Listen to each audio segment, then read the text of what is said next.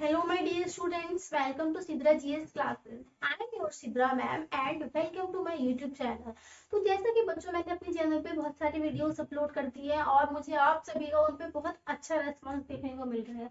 तो मैं आगे भी ऐसे ही कंटिन्यू करना चाहती हूँ। मैं चाहती हूँ कि जो मैं पढ़ाती हूँ आप लोगों को समझ में आए बहुत अच्छा। मैं चाहती हूँ कि बच्चे एकदम बेसिक से लेकर एडवांस तक पहुंचे। ऐसा नहीं कि वो डायरेक्टली एकदम केमिकल रिएक्शंस पढ़ रहे हैं, नहीं ऐसा नहीं होता है। हमें पहले स्टार्टिंग में केमिस्ट्री को समझना पड़ता है कि केमिस्ट्री का बेसिक क्या है, केमिस्ट्री बेसिक से कैसे स्टार्ट की जाती है, एकदम बेसिक लेवल से, तब जाके हम एडवांस लेवल पे पहुंच पाते हैं। तो बच्चों आज हम पढ़ेंगे टाइप्स ऑफ मिक्सचर्स। हमने अपने लास्ट वीडियो में मिक्सचर के बारे में पढ़ा था कि मिक्सचर क्या होता है। आइए अब हम उसको थोड़ा सा रिवाइज कर लेते हैं। तो मैंने पढ़ाया था आपको मिक्सचर के बारे में।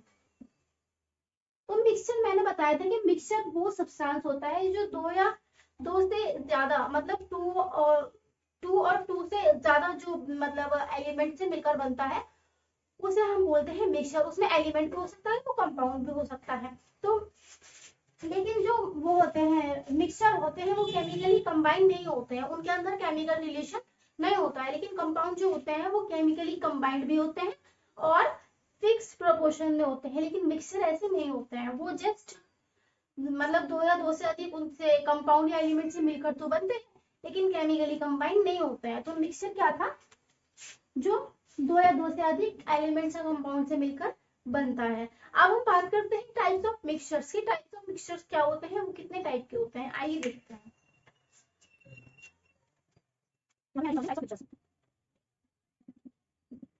तो मिक्सचर्स हमारे पास दो टाइप के होते हैं, मैंने आपको पहले भी बता चुकी हूँ। एक होता है होमोजेनियस मिक्सचर, सेकंड है हेटेरोजेनियस मिक्सचर। हेटेरोजेनियस मिक्सचर अब बताती हूँ मैं आपको कि होमोजेनियस मिक्सचर क्या होता है और हेटेरोजेनियस मिक्सचर क्या होता है। वैसे तो मैंने अपने लास्ट वीडियोस में भी आपको बताया हुआ है कि होमोजेनियस मिक्सचर जो होते हैं, लेट अस सपोज कि मैं एक बीकर ले रही हूँ और उस बीकर में मैंने डाल दिया है सॉल्ट। तो क्या होगा मेरे पास, जब मैंने सॉल्ट डाल दिया है, जब मैं सॉल्ट को घोलती हूँ तो वो मुझे पता ही नहीं चलता है कि पानी में मैंने सॉल्ट को घोला है।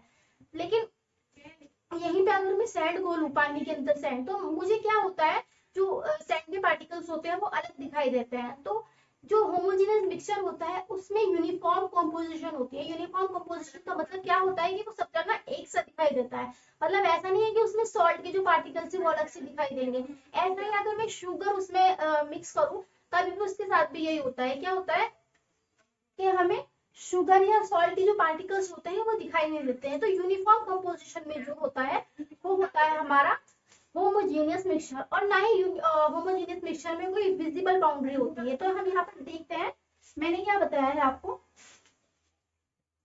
होमोजेनियस मिक्सचर के अंदर क्या होगा, यूनिफॉर्म कॉम्पोजिशन, यूनिफॉर्म कॉम्पोजिशन होगी इसके अंदर। और there is no visible boundary, there is no visible boundary of separation।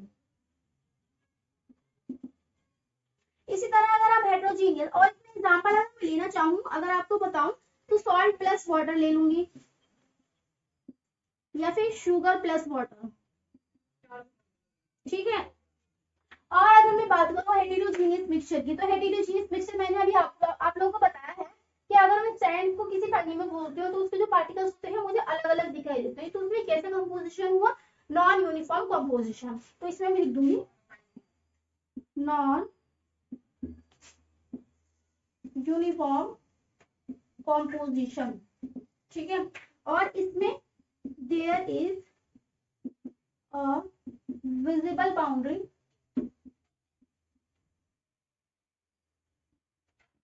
Of separation.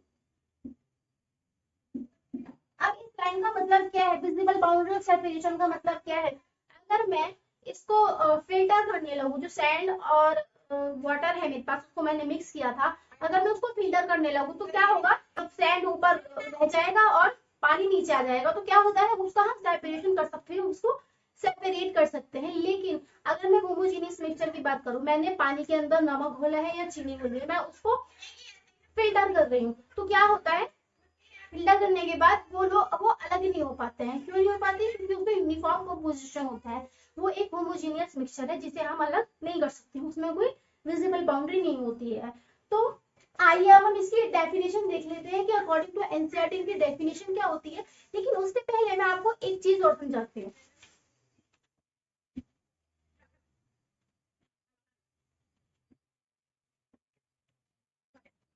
Let us suppose कि हमने 3 ग्लास लिए हैं, ये लिए हैं मैंने 3 ग्लासेस। एक ग्लास में मैंने ले लिया है सॉल्ट प्लस वाटर, एक ग्लास में मैंने ले लिया है शुगर प्लस वाटर, और एक में मैंने ले लिया है सैंड प्लस वाटर।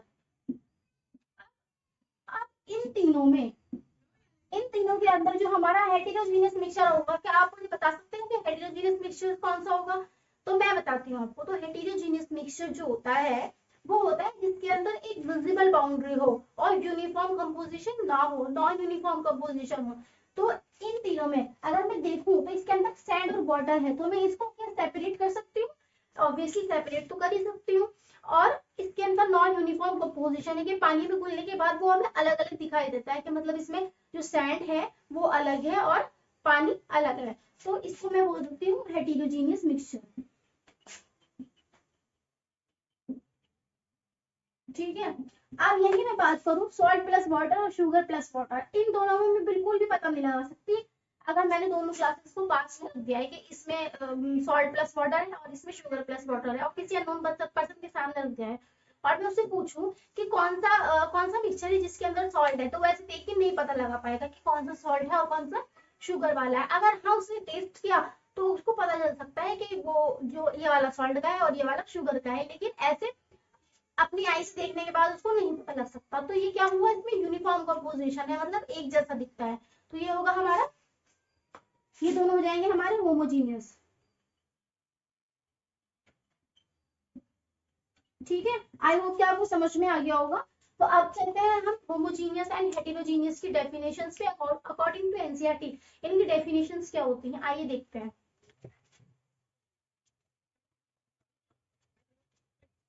तो होमोजीनियस मिक्सचर की डेफिनेशन क्या होती है, देखते हैं। डेफिनेशन क्या है, those mixture in which the substances are completely mixed, जिसके अंदर जो substances होते हैं वो completely mixed हो जाते हैं together and are indistinguishable। indistinguishable का मतलब क्या होता है कि लेट अस सपोज कि मेरे पास जैसे H2O है, ठीक है। अब इस H2O की जो मेरे पास शेप होती है, वैसे अभी आप लोगों को ये पता नहीं होगा लेकिन फिर भी मैं बता देती हूँ। H2O की जो शेप होती है मेरे पास होती है बेंड शेप, कुछ इस टाइप से। ठीक है, बेंड शेप बोलते हैं इसको, एंगुलर शेप भी बोलते हैं, आप याद रखिएगा इसकी शेप बेंड होती है। ठीक है, तो अगर मैं इसको ऐसे घुमा दूं, जैसे मेरे पास लेट अस सपोज ये है, देखिए ये है मेरे पास, ठीक है। अगर मेरे पास ये है और अगर मैं इसको ऐसे करके घुमा दूं, एक बार ऐसे करके घुमा दूं और फिर दोबारा दोबारा ही ऐसे करके घुमा दूं, मतलब पहले तो मैं ऐसे करके घुमा रही हूँ, ठीक है, इसको ऐसे करके, ठीक है, फिर दोबारा ऐसे करके घुमा घुमा रही हूँ,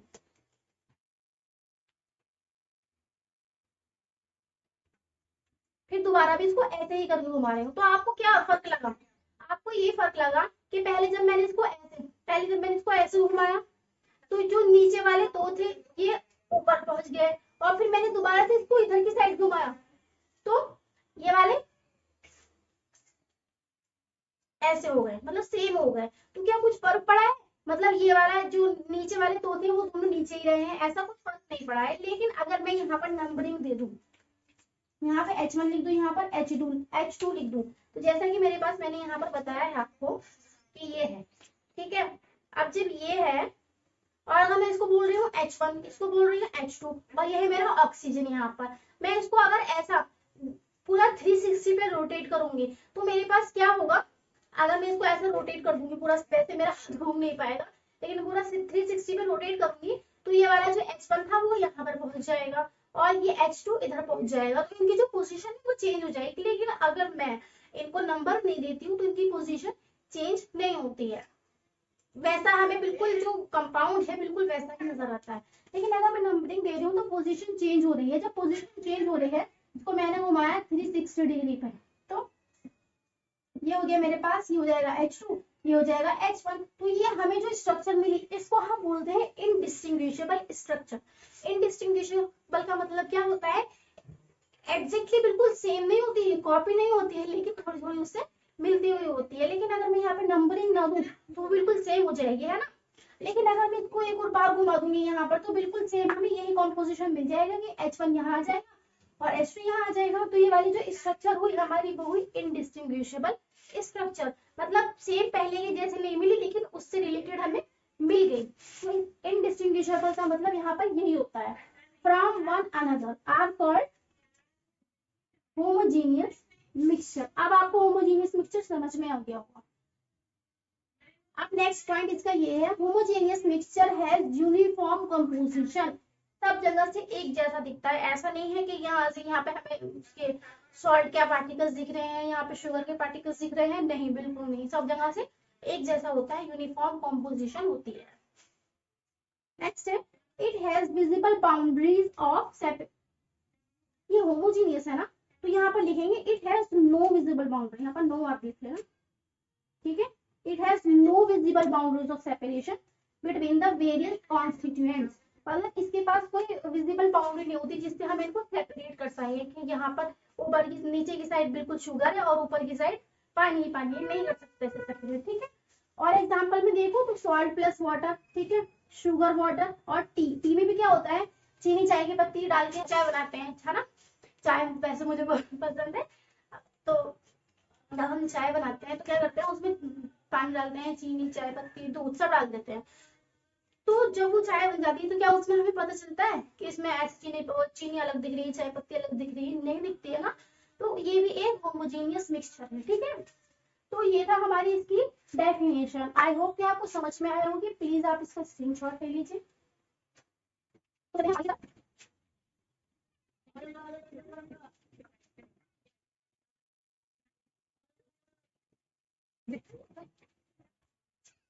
तो आइए अब देख लेते हैं हेटेरोजेनियस मिक्सचर की डेफिनेशन। तो इसकी डेफिनेशन क्या है, those mixture in which the substances can be distinguished. उसमें क्या था, इनडिस्टिंग्विशेबल था, इसमें डिस्टिंग्विशेबल है। From one another are called heterogeneous mixture. मतलब ये है कि अगर मैं सैंड और वाटर को मिक्स करती हूँ तो मेरे पास क्या आता है, एक डिस्टिंग्विशेबल मिक्सचर आता है जिसमें मैं सैंड को अलग देख सकती हूँ और वाटर को अलग देख सकती हूँ।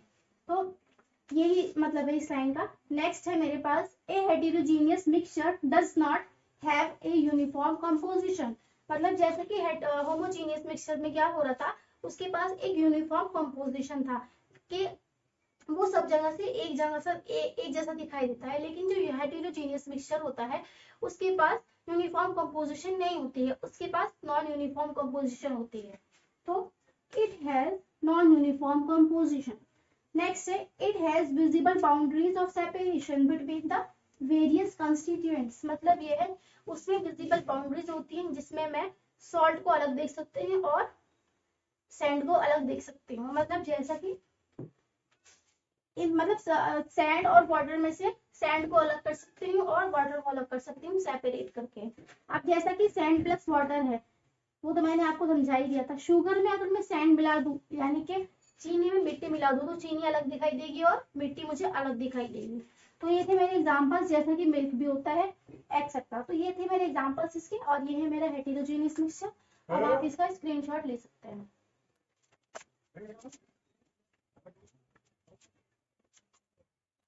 तो स्टूडेंट्स आज के लिए इतना ही। आज की वीडियो में मैंने आपको मिक्सचर और उसके टाइप्स समझाए हैं कि मिक्सचर कितने टाइप के होते हैं, होमोजेनियस मिक्सचर और हेटेरोजेनियस मिक्सचर।